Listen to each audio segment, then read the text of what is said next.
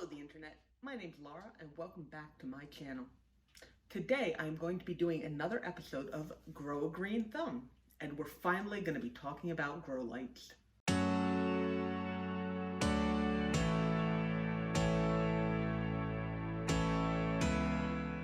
Grow lights are something that I've gotten a decent number of questions about. I think it's just not super well understood, and there's a whole bunch of options out there. And, light is light, but is light for plants? Not necessarily, but kind of, but, blah, blah, blah. So anyway, I figured I would go over my setup because I have, in my house, I do not have great light. I don't have any south-facing windows, except little bitty ones, in the window or in the kitchen. And in general, I just don't have great light. I mean, it looks like you can see behind me. These are west-facing windows, but they also have a deck over top of them. And light's only directly coming through later in the afternoon, and it's not, there's houses, and there's, I don't have great light.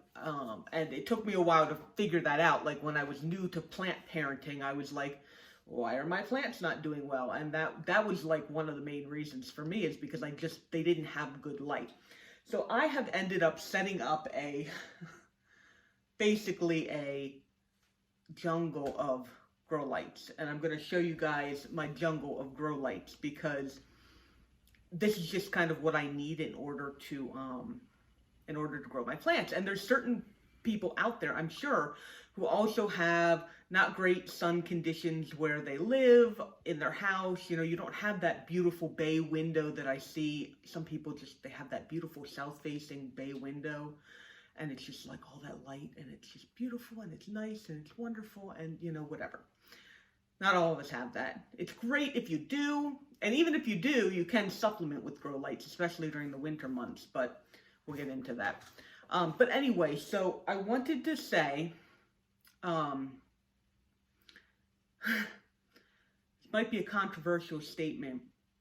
From what I've found in my research and from the experience that I have, grow lights are overrated and very expensive. I have 2 sets of actual grow lights that I bought. One of them you can see here. This is the blue-purple spectrum, because plants don't really use green light. They're green, they reflect. That's why a thing is a color, is because it reflects that color back at us, so they don't really use green light. And I got these a long time ago. I had some leftover money, my credit card gives me rewards, and I had some leftover money on Amazon, which I don't shop at anymore for lots of reasons. But anyway, I bought these with the remaining money that I had off of there because I didn't want to let them have it. And they've done very well for me. And I don't remember what brand they are. And even if I knew, I wasn't going to tell you guys, because I don't want you buying stuff off of Amazon. I am not going to help promote that. You can go looking for stuff if you want to, but, I'm not going to help with that. But anyway, these grow lights, the one thing that I have noticed about these grow lights is that I tend to get fairly good sun stress when it's under them. Though that also could be possibly because I don't have quite enough distance between the light and the plants. But I use this one in particular for my succulents. I'm not gonna come over here and show you, because the purple light just does weird things it's very hard to look at, especially on camera. Truthfully, even if this had been really a good grow light, I don't think I would have bought more of it, because it's hard to see your plants under it, when you're looking at it. All the colors are wrong because you only have the certain spectrum. Anyway, not a bad grow light, but not a great grow light. I use it for my succulents because I get a little bit of sun stress color on them. But so that's one of the grow lights that I do have. The other one I have is actually currently in my grow tent because it was 2 feet. And the grow tent wanted a 2-foot long light. And so I figured, why don't I just try another grow light and see if it does anything in particular. So I got this all dirty. I got this grow light from Home Depot. It was in their lighting section, and it is 2-foot LED. It's linkable. It says it's a plant grow light. It's done by Feet Electric. I have since buying this found out a little bit more about how grow lights, or how lights work, I guess, in general for plants. And one of the things that you always want to look for is the luminose, how much luminose a particular light is going to put out. And so if we look at this handy dandy little chart over here, let me find it. The luminose right there is 1200. So this grow light here puts out 1200 luminose. And I mean, for the most part, other than that, it's an LED. And truthfully, I have not noticed much difference between it and any of the other lights that I have. So this actually, how much did this cost? I want to say that this cost like 30 or 40 bucks, which is, so, grow lights are not necessarily the way to go. I am now going to show you a much cheaper alternative. This light, where's some actual, okay. This light is done by Commercial Electric. I also got these at Home Depot. And if you look here, light output, luminose, is 3000. This is a 3-foot grow light. It fits perfectly on these shelves that I have. You know, if you don't have these particular shelves, you'll just have to kind of figure out, you know, what size might work for you. But if you do happen to have shelves that are, I mean, no, that one's a little bit smaller. But yeah, these metal shelves, it's like basically perfect. It fits, I mean, they're basically 3-foot shelves. So the 3-foot light works there. But this is a shop light. It costs 15 bucks. And I actually got a couple of them on sale. They were on sale one time for $10. So this is the majority of the plant lights that I have in my, down here. Let's see if I can count them. 1, 2, 3, 4, 5, 6, 7, 8, 9, 10, 11. Okay, so 11, 11 out of the 15. 11 out of the 15 grow lights that I have down here are this exact Commercial Electric thing that I got from Home Depot for 15 bucks. And some of them were 10. So, not bad. And for the most part, like, they work great. They do a good job. And I even ended up with some sun stress on my primulinas. So sun stress. So that is, sun stress is when a leaf gets this extra coloring on it here. Not all plants do it. It's very popular in Hoyas. It brings out extra color in succulents. And do I have an example of that? I think this one here. Yeah. So that peachy color on the edge of this echeveria is, like, if you just had it under a normal light or it didn't have enough sun, you would not get that extra peachy color. Like, that extra peachy color is there because of sun stress. This primulina, it's a little bit of sun stress. So I'm getting that off of grow lights. You know, you can also obviously get it off of sun. That's the point of the name sun stress. For the most part, you're supposed to keep, about a foot between your plants and the grow light. I have not done that in much any case. And so what you want to watch for when you're trying to figure it out, you've got to kind of balance between a plant getting too stretched and a plant taking sun damage or light damage, as it were. I mean, basically, there's too much light hitting the plant. So an example of a plant that is getting stretched is kind of like this guy here. Or see how the leaves just kind of go up. It loses its like compactness. The leaves, stems kind of just go for the, they're stretching for the light, right? You know, it's not very compact. It grows very quickly up, and that's kind of an example of stretching. I don't have a lot of examples of stretching for the most part because I think my Growlights,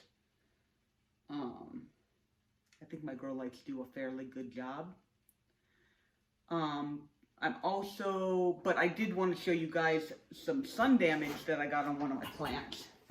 All right, this is my Alocasia poly, and it put out this beautiful, long, thick leaf that unfortunately got a little bit too close to the light.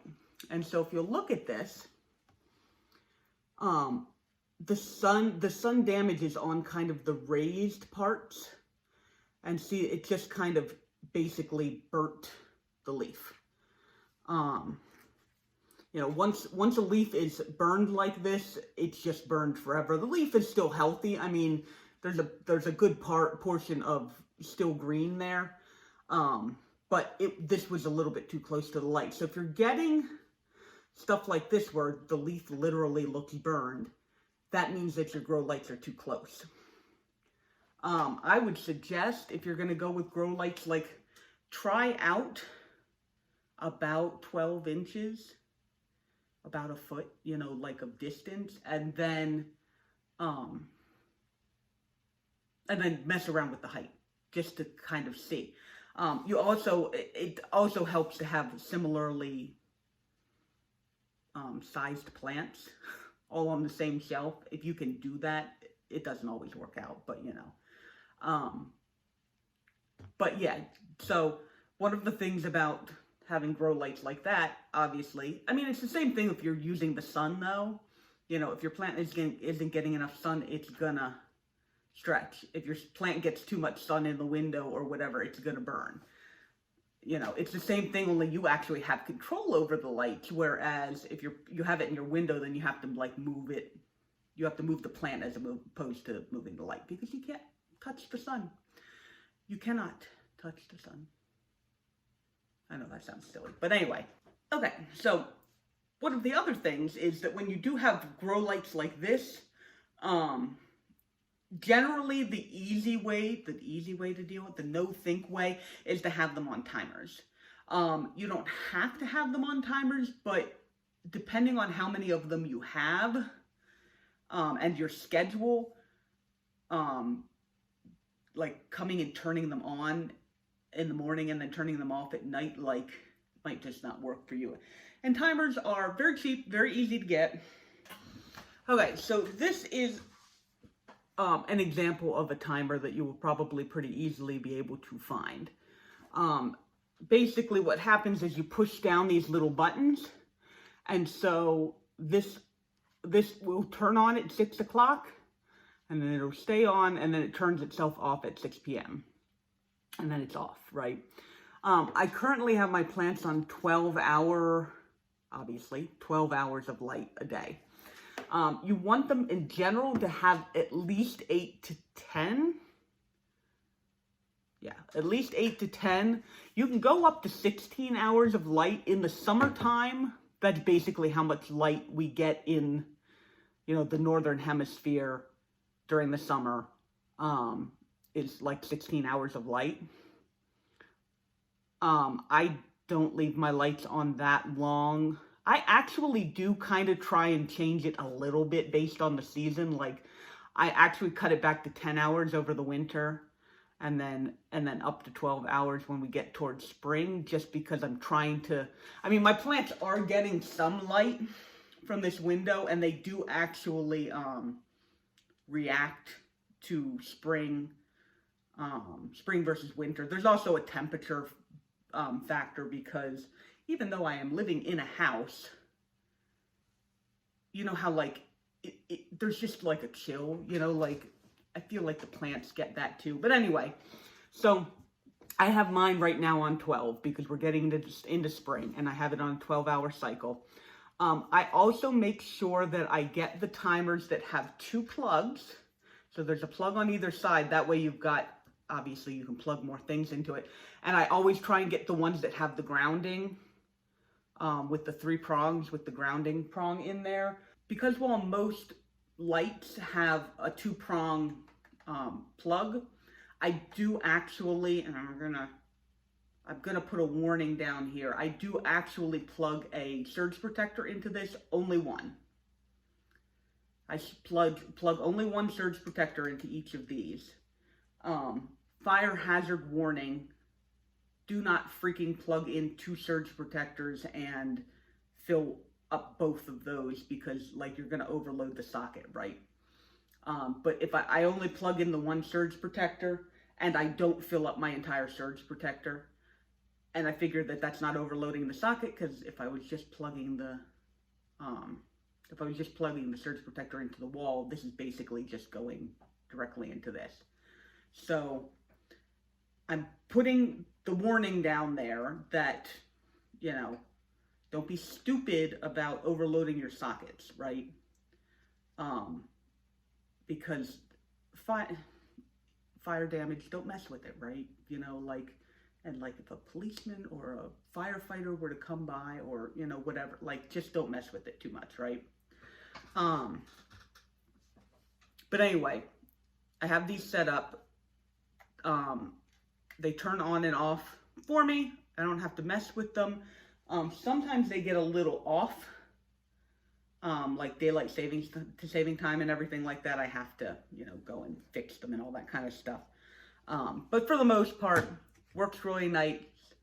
And just a note, you do not want to leave your grow lights on 24/7. Just like plants don't, I guess, really sleep, because they're not like, but the light dark cycle is actually as important for them as it is for us, right? Like we go to sleep and we rest and we recuperate and all that kind of stuff while we're asleep, right? And plants do the same thing. You know, when they have light on their leaves, they're creating all of the you know, the sugars, and which is their food and their energy and all that kind of stuff. And then when that's off, they do other stuff. I didn't look into it too much, but basically everything I saw was very adamant about you need a light dark cycle. So don't leave your grow lights on all the time. It's not going to help your plants in the long run, even if it looks like it is in the short run. I'm just going to throw that out there. If you end up getting,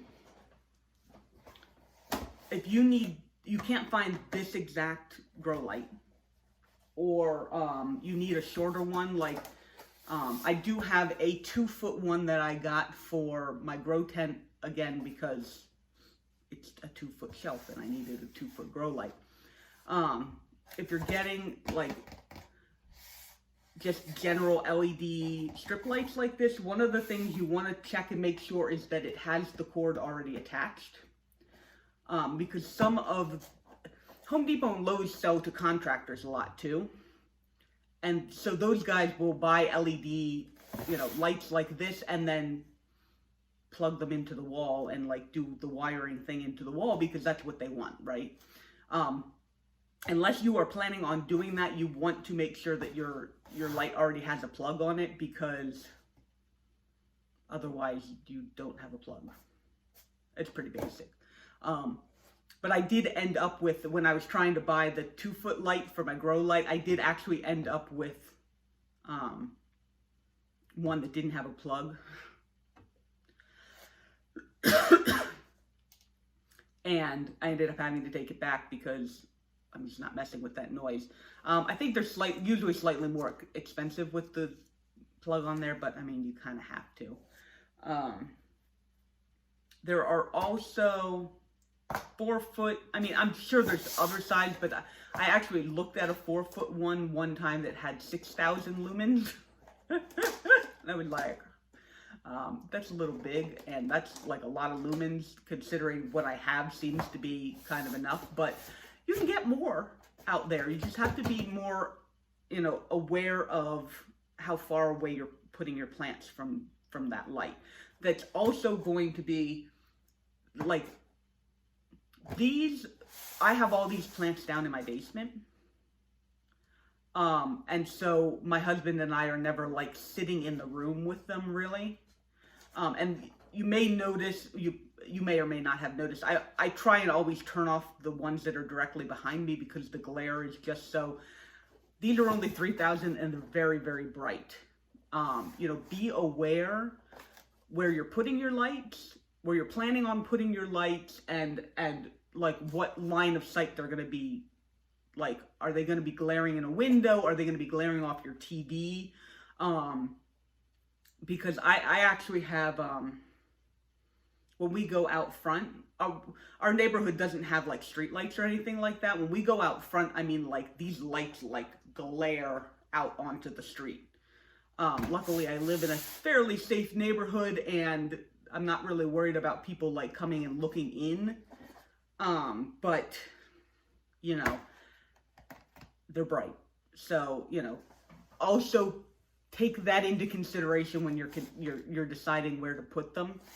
You can tilt them to a certain degree so that they're not like glaring out. But, you know, if you're going to be adding them to your living space, like a place where you are hanging out all of the time, just be aware that you're going to want to be able to jigger them a little bit so that you you're not blinding yourself, or you know, while you're watching TV, like it's like I had one grow light that my sister-in-law gave me for Christmas. I think it was Christmas. Yeah, it was probably Christmas. And I was going to use it as like a supplemental light for some of the plants that I have up there. Just because, you know, it's a little far away from the window and all this kind of stuff. And I'd turn it on and my husband would be like, I can't sit here and watch the TV with that light on because it just glares in my eyes. And so I don't have it on very often. But like I'm saying, it's just a thing to be aware of. And for the most part, if you've got good sun, like, use it, because you're not paying, like, LEDs are cheaper, obviously, but you are paying for power. If you've got grow lights going. And the sun just is always better. Like, the sun is almost always better. You know, obviously in the wintertime when there's less sun, you know, it might be nice to have the grow lights, but like, if you can get sun, especially if you can get your plants outside, I know that doesn't work for all house plants, but like, there's a good number of house plants that do well outside. Obviously, where I am in the summertime, when, you know, there's no frost warning and all that kind of stuff. Just every year I put my plants outside and I just see them, they're just so much happier out there. The sun is just, the sun and the wind and sometimes, you know, the rain, you know, rainwater and all that kind of stuff. Like, you know, we use grow lights because we have to, obviously, because, you know, we need to supplement light, because if you're not getting enough light in your house, then what other option is there? But if you can use the sun, I suggest you do it. It's free, it's nice, and it has stuff in it that, like, we just can't recreate, you know, as humans in a light bulb. So I think that's going to be this video. That is kind of my, in general, overview about the grow lights that I have in my house, a little bit of tips and tricks about it. If there's anything that I've forgotten that you are curious about, go ahead and throw it down in the comments and I will get back to you on that. This was hopefully just kind of like a general overview so that if you're looking to do grow lights, you've got a little bit of a launching off point. You know, you don't need fancy grow lights. They are expensive.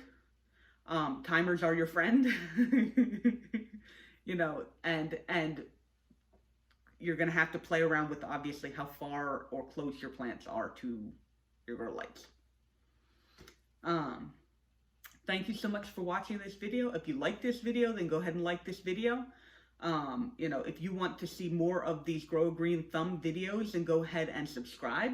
I've obviously got some that are already posted, and then I have more planned for in the future. And thank you very much for spending some of your time with me today. I will see you guys in the next video. All right, bye-bye.